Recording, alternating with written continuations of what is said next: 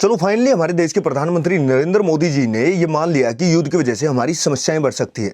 अब उन्होंने क्या कहा, एक बार ये वीडियो देखो। भारत के सामने इस युद्ध ने अप्रत्याशित चुनौतियां खड़ी कर दी हैं। हम कोरोना के समय भी एकजुटता से ऐसी चुनौतियों का सामना कर चुके हैं। अब हमें फिर से उसी तरह तैयार रहने की आवश्यकता है। अब सवाल ये है कि आखिर ये चुनौतियां है क्या और भारत इनके लिए कितना तैयार है। देखिए, सबसे पहली चुनौती है गर्मी। गर्मी के समय में बिजली की डिमांड बहुत तेजी से बढ़ सकती है। भारत की 75% से ज्यादा बिजली कोयले से बनती है। अच्छी बात यह है कि भारत सिर्फ 6 से 7% कोयला बाहर से इंपोर्ट करता है, बाकी हमारे पास खुद का कोयला है। लेकिन कोयले को एक जगह से दूसरी जगह ले जाने के लिए ईंधन जो चाहिए वो यानी पेट्रोल और डीजल। जब से स्टेट ऑफ हार्मोज का रास्ता प्रभावित हुआ है तब से दुनिया में ईंधन की सप्लाई पर असर पड़ा है। ऐसी स्थिति में भारत रूस से तेल खरीद रहा है ताकि जरूरत पूरी होती रहे। और आपको जानकर हैरानी होगी कि भारत पहले से ही ऐसी परिस्थितियों के लिए तैयार था। भारत के पास करीब 53 लाख मैट्रिक टन पेट्रोलियम का स्ट्रेटेजिक रिजर्व मौजूद है। लेकिन जिस चीज का रिजर्व हमारे पास ज्यादा नहीं है वो है एलपीजी गैस। भारत में सिर्फ 40% एलपीजी बनती है, जबकि लगभग 60% हम बाहर से इंपोर्ट करनी पड़ती है।